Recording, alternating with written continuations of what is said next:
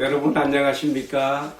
2021년 7월 2일에 새 아침을 맞았습니다. 오늘도 우리에게 주시는 주님의 말씀, 생명의 양식 같이 나누겠습니다. 제가 출애굽기 33장 12절에서 23절 내용 가운데 부분적으로 봉독을 합니다. 13절입니다. 내가 참으로 주의 목전에 은총을 입어 싸우면 원하건대 주의 길을 내게 보이사 내게 주를 알리시고 나로 주의 목전에 은총을 입게 하시며 이 족속을 주의 백성으로 여겨 주소서. 여호와께서 이르시되 내가 친히 가리라 내가 너를 쉬게 하리라. 이어지는 말씀 18절 되겠습니다. 모세가 이르되 원하건대 주의 영광을 내게 보이소서. 여호와께서 이르시되 내가 내 모든 선한 것을 내 앞으로 지나가게 하고 여호와의 이름을 내 앞에 선포하리라. 나는 은혜 베풀 자에게 은혜를 베풀고 긍휼히 여길 자에게 긍휼을 베푸느니라. 마지막에 20절부터 23절까지 봉독할게요. 또 이르시되 내가 내 얼굴을 보지 못하리니 나를 보고 살 자가 없음이니라. 여호와께서 또 이르시기를 보라 내 곁에 한 장소가 있으니 너는 그 반석 위에 서라. 내 영광이 지나갈 때 내가 너를 반석 틈에 두고 내가 지나도록 내 손으로 너를 덮었다가 손을 거두리니 네가 나의 등을 볼 것이요 얼굴은 보지 못하리라. 아멘. 주님의 귀하신 말씀 봉독에 올렸습니다. 지금 우리가 이 말씀의 배경, 상황 이해를 해야 됩니다. 지금 어떤 배경에서 이 말씀이 나오고 있습니까? 언약이 깨져버린 이 낭망스러운 상황에서 지금 이 말씀이 주어지는 것이죠. 이스라엘의 금송아지를 숭배하는 그 축제의 난장판 한복판을 향하여 모세가 던져서 깨트려버린 두 돌판처럼 하나님과 이스라엘 사이에 언약이 깨져버리고 그날 우상숭배의 주동자들이 3,000명이 죽어나간 그 참 두렵고 떨리는 그날에 이제는 하나님 편에서도 이스라엘 백성 편에서도 서로가 동행할 수 없고 동거할 수 없는 아주 불편한 관계가 되어버렸습니다. 그렇지 않습니까? 하나님께서 그들과 함께할 수 없으므로 너희가 가나안으로 가긴 가겠지만은 내가 너희들과 함께하지 않겠다 이렇게 말씀했거든요. 어제 앞에 말씀에서요. 여러분 오늘의 이 말씀은요, 하나님과 이스라엘 백성 사이에 이 불편하게 돼버린 이 틈새를 끼어들어서 다시 관계 회복을 위하여 중지하며 기도하는 이 모세의 절절한 모습을 볼 수가 있습니다. 바로 이것이 중재자, 중보자의 소중함이죠. 언약이 깨져버려서 하나님께서 이스라엘을 그냥 광야에 보내줄 수도 있습니다. 이를 알아서 하라고 할 수도 있습니다.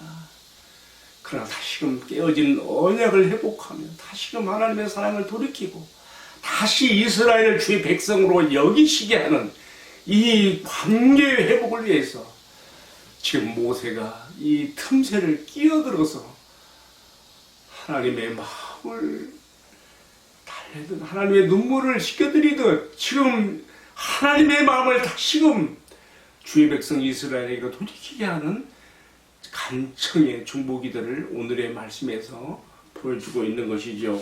저는 이 본문의 말씀을 읽으면서 마치 지난날 이 이스라엘의 조상 야곱이 파단 아람에서 21년을 보내고 돌아올 때에 자기 종들을 정탐으로 보내서 가나안의 형편을 살피게 했을 때 형 에서가 400인을 거느리고 온다는 소식을 듣고 야복강가에서 자기 가족의 안전과 보호를 위해 매달렸던 그 기도가 생각이 났습니다.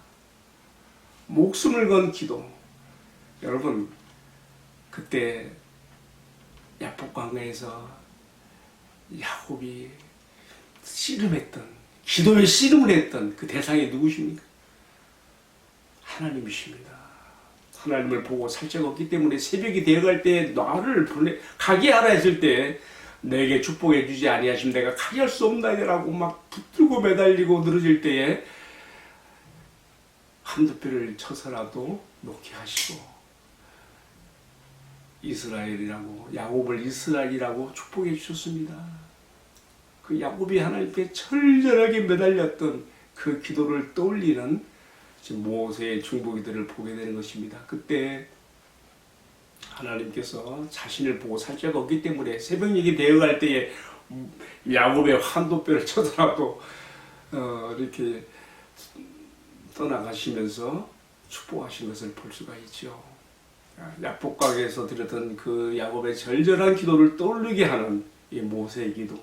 또 한편 저는 오늘 본문의 말씀을 읽으면서 예수님의 겟세마네 기도가 생각이 났습니다.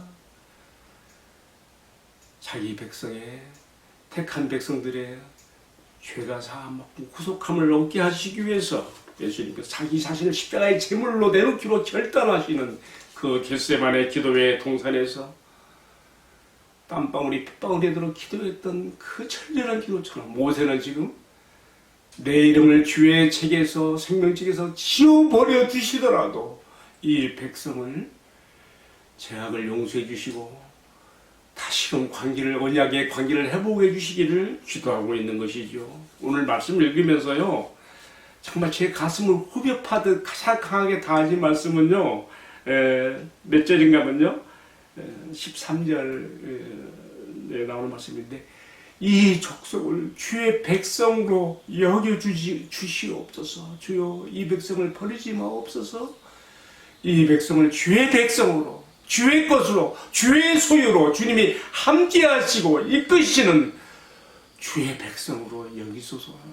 이 언약의 회복을 위해서 철저하게 매달리는 모세의 이 간구가 가슴을 후회받은 마음에 닿아집니다. 바로 이런 중재의 기도가 이런 중보자의 간절함이 있었기에 이스라엘이 다시금 살아나는 것이죠. 언약이 회복되고 다시 살아나는 것이죠. 어찌 보면요 엎어진 물처럼 다시 주워 담을 수가 없고 깨져버린 거울처럼 다시 새롭게 할 수 없는데 이 깨어진 유리조각에 파편을 주워 담던 모세가 이 모든 백성들의 죄악을 끌어안고 가슴에 안으면서 언약의 회복을 위해서 기도할 때 하나님께서 그 중재자의 기도를 소중하게 보시고 모세 한 사람 때문에라도 그의 중재자의 그 역할 때문에라도 이스라엘을 버리지 아니하시고 새로 하나님의 언약관 다시금 품으시고 다시금 이끄시는 모습을 우리가 오늘의 말씀에서 봅니다. 미호도 다시 한 번이라는 말이 있지 않아요? 미호도 다시 한 번 이스라엘을 다시 언약 안으로 끌어들이시 품으시고 이끄시겠다고 하시는 하나님의 약속을 주십니다. 그래서 말씀하시죠. 여호와께서 이르시되 내가 친히 가리라 내가 너를 쉬게 하리라. 모세가 너무 고생하는 모습을 보고 하나님께서 백성을 이끄는 너희 수고가 너무 힘들고 어렵구나. 내가 너의 수고를 덜어주겠다는 뜻으로 내가 너를 쉬게 하리라는 말씀도 주셨습니다. 그런데요 야, 이 모세는요 대단한 사람이에요. 이 정도 하나님 약속을 해주시면 그냥 거기서 만족하고 물러설 수가 있는데 그렇지 않아요. 하나님께서 주신 이 약속 정말이죠. 주의 백성을 다시금 새 언약 가운데 회복해 주시고 다시금 주의 족속 주의 백성으로 여기시며 하나님 다시 사랑해 주시는 것이죠. 그 증표 그 증거로서 내가 주님의 영광을 좀 보게 해주십시오. 지금 모세가 이렇게 기도하는 거예요. 오늘 저는요 이 족속을 주의 백성으로 여기소서 하는 그 말씀과 주의 영광을 내게 보이소서.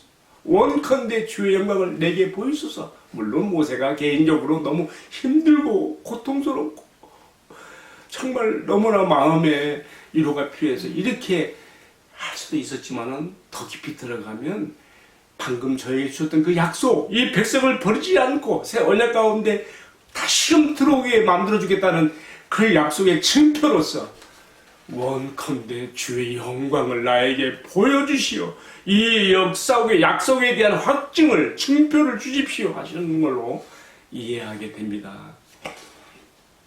그래서 하나님께서 어떻게 했습니까? 모세의 이 간청에 대해서도 하나님이 허락하셨습니다. 그런데 걱정거리도 있어. 왜?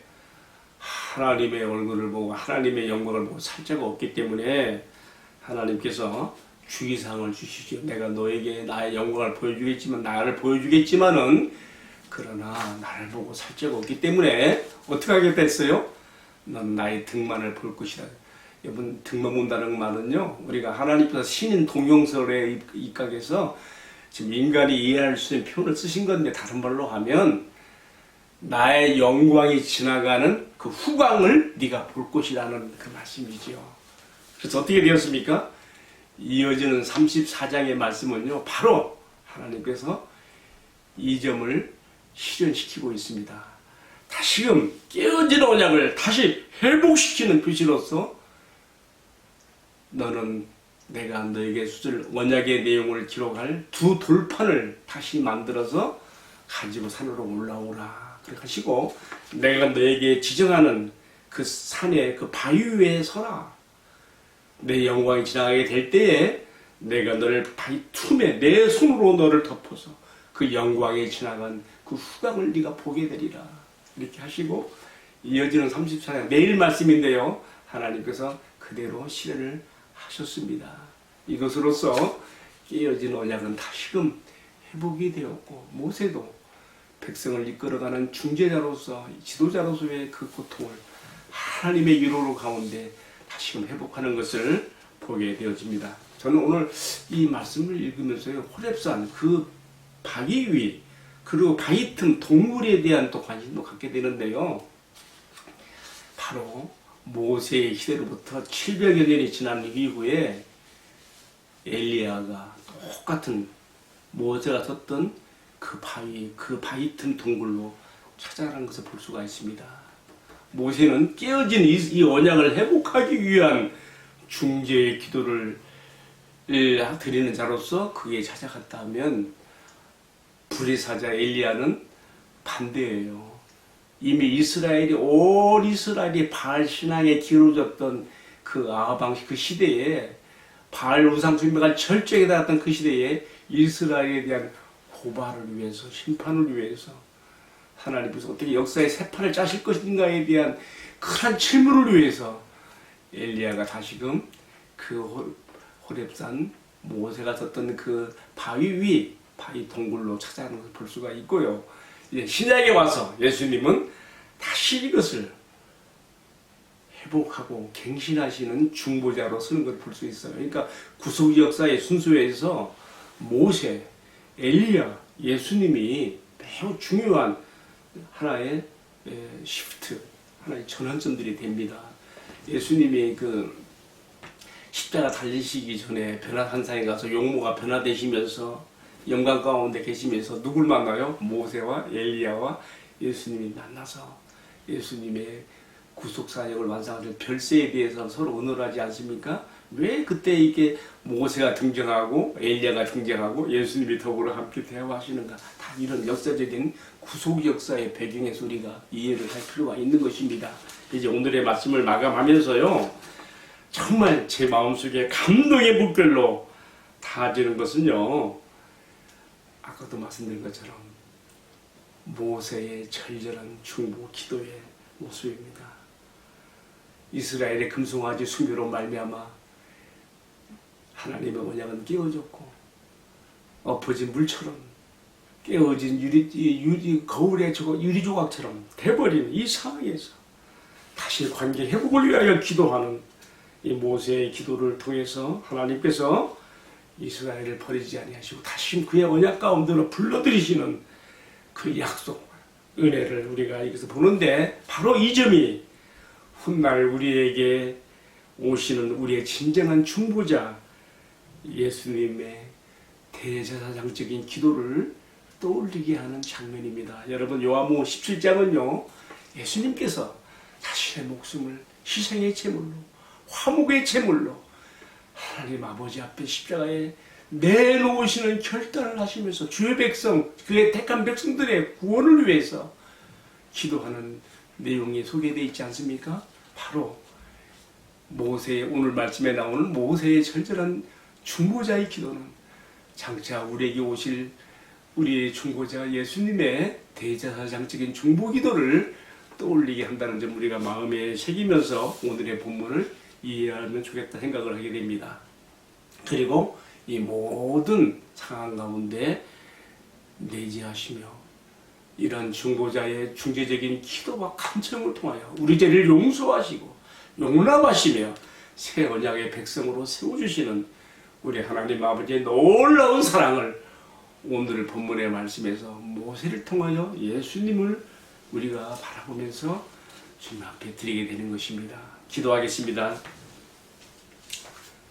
사랑하시는 주님, 옛 언약의 백성들에게 모세를 보내시고 중재자로 세워주신 것처럼 새 언약의 백성된 우리에게 친히 아들을 보내주셔서 우리 죄를 용서하여 주시고 우리를 새 언약 가운데 다시는 그 무엇으로도 끊을 수 없는 새 언약의 백성이 되게 해주신 것을 감사드립니다.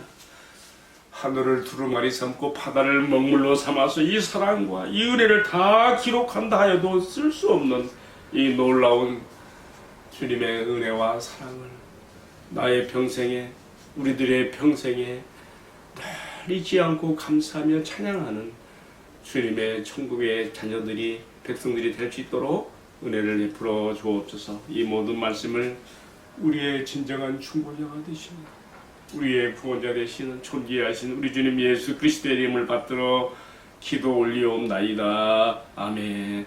네, 마쳤습니다. 감사합니다.